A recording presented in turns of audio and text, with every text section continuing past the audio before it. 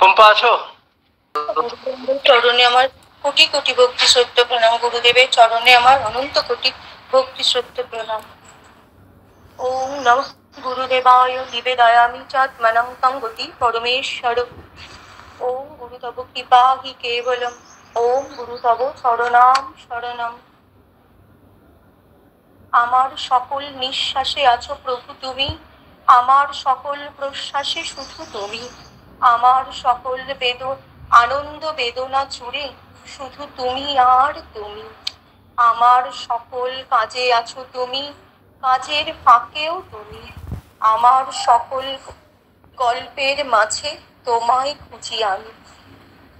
আমার গোটা জীবন জুড়ে দেখি আছো তুমি। কত না বলা কথা, কত না বলা যন্ত্রণার অবসান ঘটিয়েছ তুমি। তুমি আমার প্রাণের ভগবান, প্রাণের চেয়েও দামি।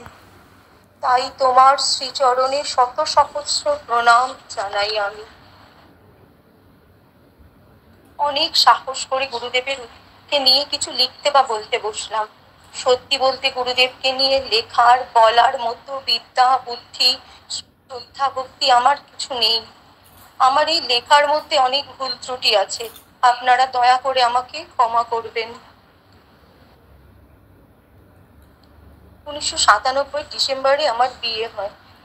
যখন আমি শ্বশুর বাড়ি প্রথম আসি নবদ্বীপে, আমার স্বামীর কাছ থেকে আমি গুরুদেবের কথা শুনতে পাই। আমার স্বামী আমাকে গুরুদেবের কথা বলতেন, সে খুব ভালোবাসতেন গুরুদেবের কথা বলতে। আমারও শুনে খুব ভালো লাগতো। শুনতাম আর ভাবতাম, এই পৃথিবীতে এমন মানুষও আছে যার কোনো কিছুর চাহিদা নেই, কোনো কিছুর প্রয়োজন নেই, সবাইকে সে এত ভালোবাসে, সব সময় পৃথিবীর মঙ্গলের জন্য জপ করেন, দারিদ্র মায়েদের জন্য এত চিন্তা করেন, সারা পৃথিবীটাকে নিজের ঘর বলে মনে করেন। 1998 শেষের দিক ফাল্গুন চৈত্র মাস হবে, আজ থেকে প্রায় 25 বছর আগের কথা। আমি যখন দাদুকে প্রথম দেখি, তখন আমাদের ল্যান্ড ফোন ছিল।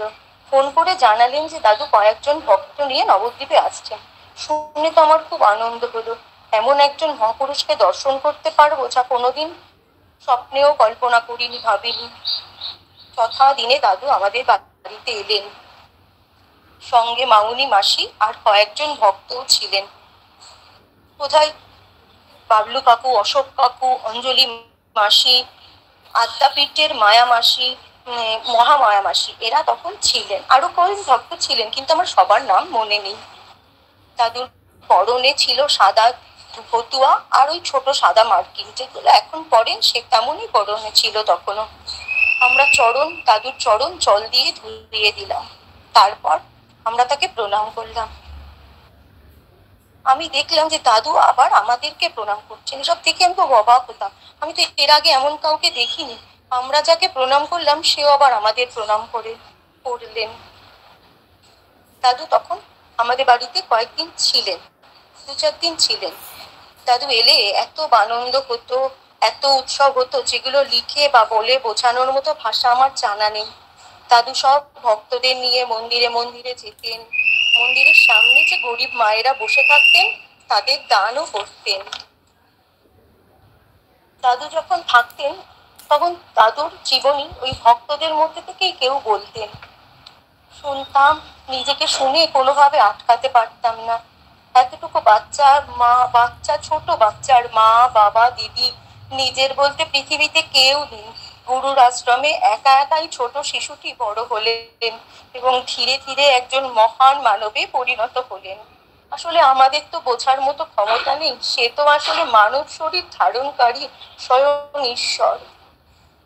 যদি তা না হবে, তবে এতদিন ধরে মানুষের মঙ্গলের জন্য নিজেকে উজাড় করে দিচ্ছেন কিভাবে? আজ তার বয়স প্রায় 130-এর কাছাকাছি।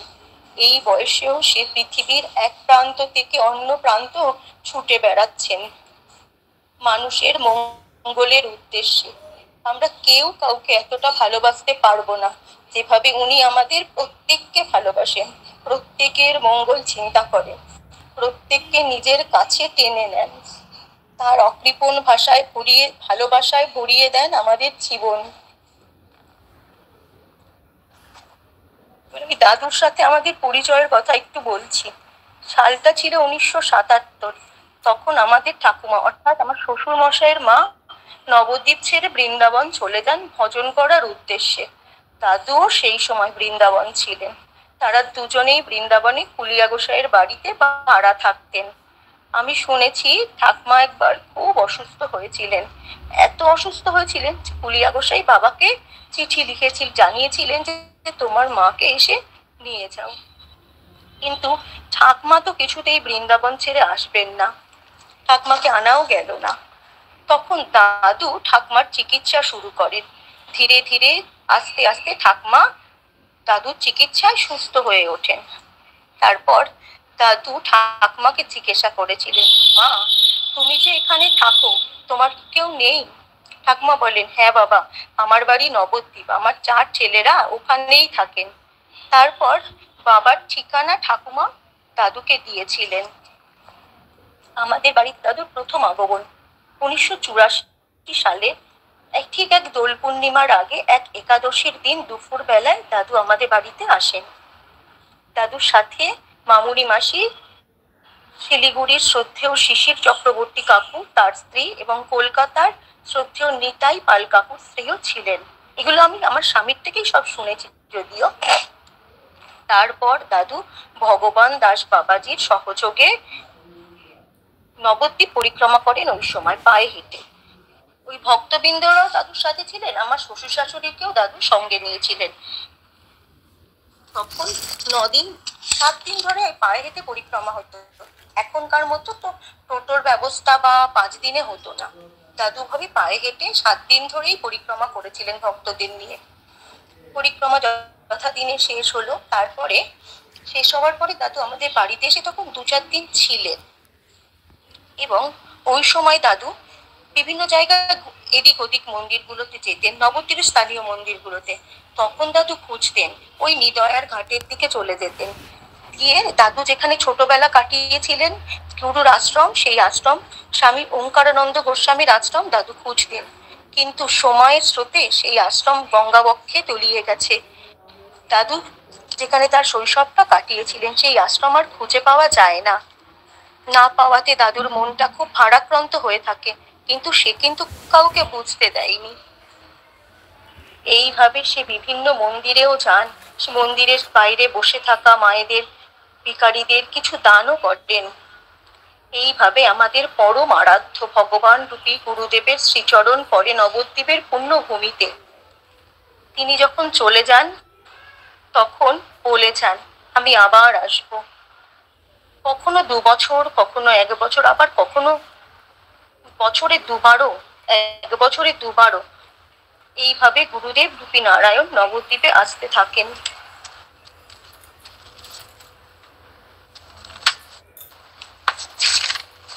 এবার আমাদের দীক্ষা কি করে হলো এটা একটু বলি। আমাদের বিয়ের পরপরই আমার শ্বশুর শাশুড়ির কুলগুরুদেবের কাছ থেকে আমাদের দীক্ষা হয়ে গিয়েছিল।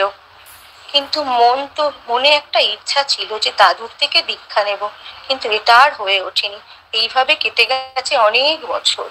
2021-এ সেই সৌভাগ্য আমাদের হয়েছিল।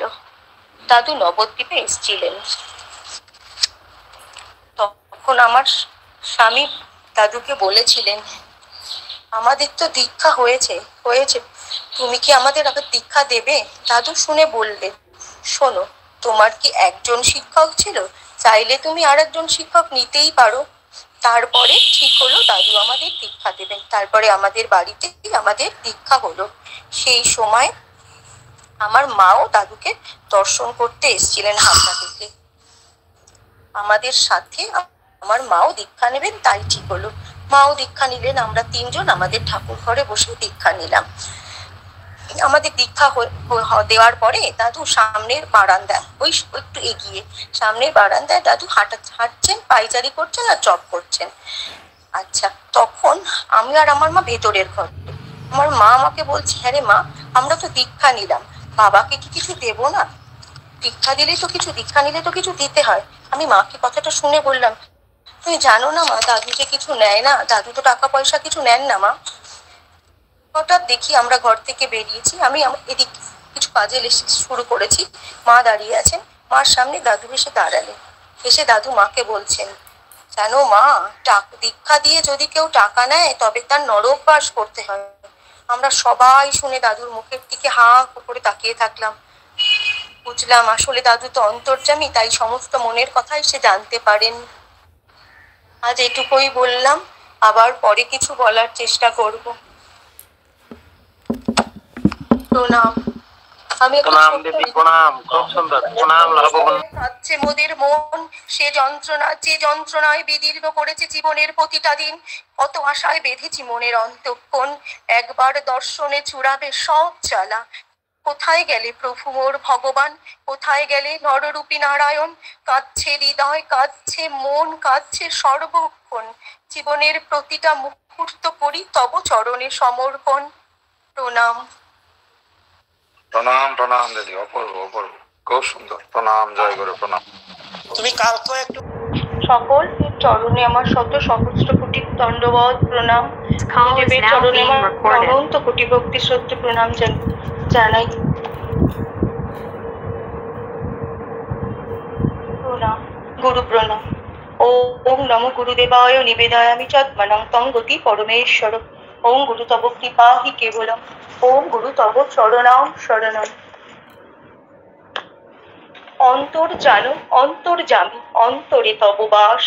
সবার অন্তরে আছো তুমি, অন্তরের উচ্ছ্বাস করেছ তুমি সবার অন্তরে যন্ত্রণার অবসান। কারো অন্তরে তুমি শিব রূপে, কারো অন্তরে নারায়ণ। আমাদের ভগবান তুমি, আমাদের ঈশ্বর। তব চরণে প্রণাম জানাই আমরা বারংবার। এরপর দাদু 1986 সালে নাগাদ আবার নবদ্বীপে এলেন। তখন আমার স্বামী মাধ্যমিক শেষ হয়েছে, এমন সময় হবে।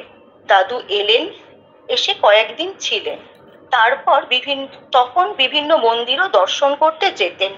মহাপ্রভুর মন্দির, গোবিন্দ মন্দির, জন্মস্থান, সমাজবাড়ি, পোড়ামাতলা দেখতেন গরিব মায়েদের।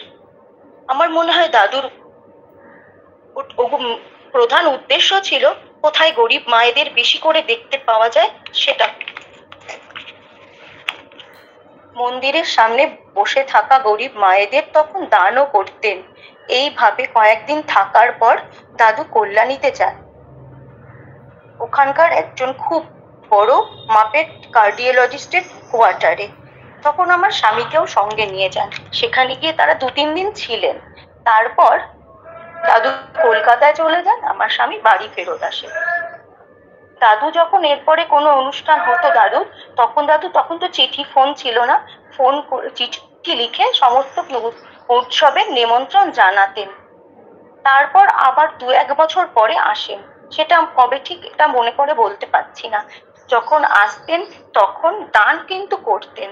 এত বড় মাপের দান না হলেও অল্প অল্প দান প্রথম থেকেই শুরু হয়েছিল। আমি দেখেছি আমাদের পুরনো বাড়ির গেটের সামনে রিক্সাওয়ালারা বসে থাকতেন। দাদু কারো রিক্সায় কোথাও থেকে এলেন, রিক্সা ভাড়া হয়তো 10 টাকা হয়েছে, তাকে 20 টাকা দিতেন। এবং পাশে যত রিক্সাওয়ালা বসে থাকতো তাদের সবাইকে 20 টাকা করে এরকম দিতেন। দান করতে দাদু খুব ভালোবাসতেন। ওই দরিদ্র মানুষদের কষ্ট দেখে তার খুব কষ্ট হতো। এইভাবে আস্তে আস্তে শুরু হয় নবদ্বীপের দান। আমাদের পুরনো বাড়ির সামনে একটা মাঠ আছে, সেই মাঠ থেকে দান হয়েছে অনেকবার। দাদু আসতেন, তার দাদুর সাথে ভক্তবৃন্দরাও আসতেন। ভক্তবৃন্দদের নিয়েই দাদু আসতেন। তারপরে দুস্থ মায়েদের নিমন্ত্রণ করতেন, সারা নবদ্বীপে কার্ড বিলি করতেন। গরিব মায়েদের খুঁজে খুঁজে তাদের নিমন্ত্রণ করতেন দান নিতে আসার জন্য। এইভাবেই শুরু হয় আমাদের ভগবান শ্রী শ্রী স্বামী শিবানন্দ বাবার ধনদান মহোৎসব। 2006-এর 16 এপ্রিল মাঠে অনেক বড় দান হয়েছিল, খুব বড়। প্রায় 600 লোক দরিদ্র মাকে শাড়ি, পেটিকোট, বিস্কুট আরো কিছু দেয়া হয়েছিল। অর্থ তো দেয়া হতোই। এভাবে দান চলে, এইভাবে দান চলতে থাকে। তারপর মাঠ এর মার তারা আপত্তি জানিয়েছিল কোনো কারণে হবে, তখন ওখানে আর দান হলো না। আবার বাড়ির সামনে থেকে শুরু হলো দান। 1912 সালে অনেক বড় দান হয়েছিল। এর মাঝেও দান হয়েছে, প্রত্যেকবারই দান হচ্ছে, দাদু যতবার আসেন প্রত্যেকবারই দান হয়। ওই বড় 12 সালের দানটা অনেক বড় ছিল। বাড়ির সামনে থেকে হয়েছিল সেই বালতি, তখন সেই দানে দেয়া হয়েছিল বালতি, মগ, চিনি, বিস্কুট, শাড়ি, পেটিকোট, সঙ্গে টাকা। সেই দান দুপুর থেকে প্রায় সন্ধ্যা পর্যন্ত চলে। দান দান করতে দাদু বড় ভালোবাসতেন। আমরা সব ভক্তরা খুব আনন্দ করে দানের জিনিসপত্র প্যাকিং করতাম, সবাই একসাথে বসে গুরু বন্দনা, নারায়ণ বন্দনা, গুরু কীর্তন, এত আনন্দ হতো, সে জানি এক স্বর্গীয় পরিবেশ। তারপরে নবদ্বীপের পৌরপতি অসীম কাকুকে ফোন করে জানালেন ওখানে বাড়ি থেকে বোধহয় দান করতে তাদের কোনো সমস্যা, যাই হোক হবে। তারপরে খুঁজে খুঁজে খুঁজে খুঁজে পাওয়া গেল মারোয়ারি গোড়াঘাটের মারোয়ারি ভজনাশ্রম। তখন গুরু কৃপায়, আমাদের পরম আরাধ্য গুরু কৃপায় ওখান থেকেই দান শুরু হলো। আচ্ছা, প্রতি বছর ওখান থেকে খুব ভালোভাবে দান হয়। ধনদান উৎসব দাদুর জীবনের সব থেকে গুরুত্ব বেশি ছিল। যেখানে যেতেন সেখানেই এই উৎসব, প্রায় কিছু না কিছু ধনদান উৎসব হতেই থাকে। দাদু বলেন দান সামগ্রীগুলি তার পুজোর সামগ্রী, আর এই যে গরিব দুস্থ মানবরা আসেন তাদের তিনি এই সামগ্রী দিয়ে পুজো করেন, এদের মধ্যে তিনি নারায়ণকে দেখতে পান। তবে দাদু কিন্তু নিজের হাতে দান করেন না, আমাদের ভক্তদের দিয়েই দান করান, যাতে আমাদের মনে দানের ইচ্ছাটা জন্মায়। দাদু বলেন আমার এই দানের অর্থ গোবিন্দ যোগায়, ইচ্ছা রাখতে হবে, তবে গোবিন্দ তোমায় পথ দেখাবেন। আমাদের পরম আরাধ্য শ্রী শ্রী স্বামী শিবানন্দ বাবার ধন দান উৎসব পৃথিবীর সব থেকে বড় শ্রেষ্ঠ উৎসব বলে আমার মনে হয়। প্রণাম। এবার আমি একটু গুরু কৃপার কথা বলি। গুরু কৃপায় কেবলম। 2017 সালে জুন মাসে হঠাৎ আমার শ্বশুর মশাই ব্রেন স্ট্রোক হয়। তারপর খুব অসুস্থ হয়ে পড়ে। তখন তাকে কলকাতায় অ্যাপেলো হাসপাতালে ভর্তি করা হয়। এই সময় বাবা এত অসুস্থ হয়ে পড়েন, বাবার কথা বলার শক্তি, চলাফেরার শক্তি সব নষ্ট হয়ে যায়, শয্যাশায়ী হয়ে যান। প্রায় 20 দিন মতো তখন তিনি হাসপাতালে ভর্তি ছিলেন। একটু সুস্থ হওয়ার পরে বাবাকে বাড়ি নিয়ে আসা হলো। এভাবে একটু একটু সুস্থ হচ্ছেন, কিন্তু আবার 1 মাস পরে দেখা গেল বাবা আবার অসুস্থ হয়ে গেলেন। ইউরিন ইনফেকশন, হাই সুগার, জ্বর কিছুতেই কমে না। তখন আবার বাবাকে অ্যাপেলোতে ভর্তি করা হলো। তখন আবার 15-20 দিন হাসপাতালে ছিলেন। একটু সারার পরে বাড়িতে সেবা শুশ্রূষা চলতে চলতে কিছুটা সুস্থ হয়ে যায় আস্তে আস্তে। কিন্তু 3 মাস পরে, মাস 3 পরে আবার অসুস্থ হলেন। খুব খারাপ অবস্থা। তখন তাকে আবার কলকাতায় নিয়ে যাওয়া হলো। তখন আর অ্যাপেলোতে ভর্তি করা হয়নি, তখন রিশানে ভর্তি করা হলো। ভয়ানক অসুস্থ, আইসিইউতে প্রায় 15 দিন মতো ছিলেন। আমার স্বামী বাবাকে নিয়ে কলকাতায় থাকতেন, ওখানেই থাকতেন তার বাবার কাছে। তারপর ডাক্তারবাবুরা একদিন আমার স্বামীকে ডেকে বললেন তোমার বাবাকে এবার বাড়ি নিয়ে যাও, ওনার কোনো সুস্থ হবার লক্ষণ দেখছে না, কোনো ওষুধই তার শরীরে কাজ করছে না। তারপরে আমাদের তো সবার খুব মন খারাপ, বাড়িতে বাবাকে নিয়ে আসা হলো।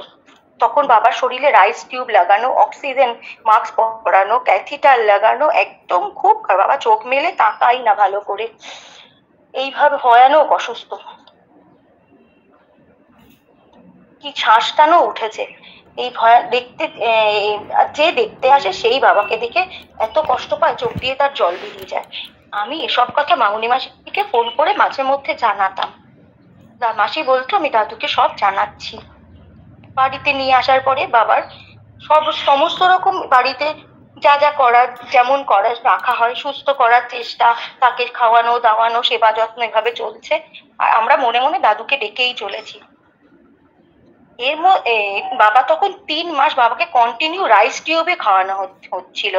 সব থেকে বড় সমস্যা যেটা, বাবার লোয়ার পোর্শনটা একদম নিচের দিকটা কোনো কাজ করতো না, একদম মানে নষ্ট হয়ে গেছে, কোনো বডি নেই। আর সব সময় পটির সমস্যা, সর্বক্ষণ পটি পড়ছে, হাগিস পরিয়ে রাখা হতো, এত হাগিস লাগতো, গাড়িতে নোংরার গাড়িতে চালের বস্তায় করে করে হাগিস তুলে দিয়ে হতো। এইভাবেই চলছে চলছে চলছে, কিন্তু আস্তে আস্তে বাবা একটু একটু করে মনে হচ্ছে সুস্থর দিকে রিকভার হচ্ছে।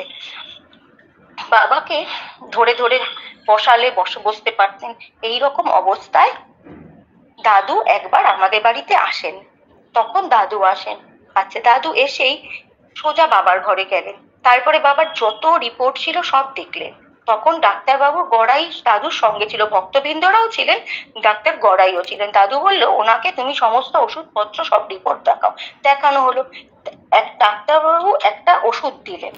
সেই কিন্তু এর মধ্যে দাদুর বাবার পটি বন্ধের জন্য এর আগে প্রচুর ইঞ্জেকশন, ওষুধ, অনেক চিকিৎসা করা হয়েছে, কিন্তু কিছুতেই বাবার পটি বন্ধ হয় না। এরকম করে না হলেও 1 বছর চলেছে, কিন্তু ডাক্তারবাবুর ওই ওষুধ দিলেন 3 মাসের জন্য।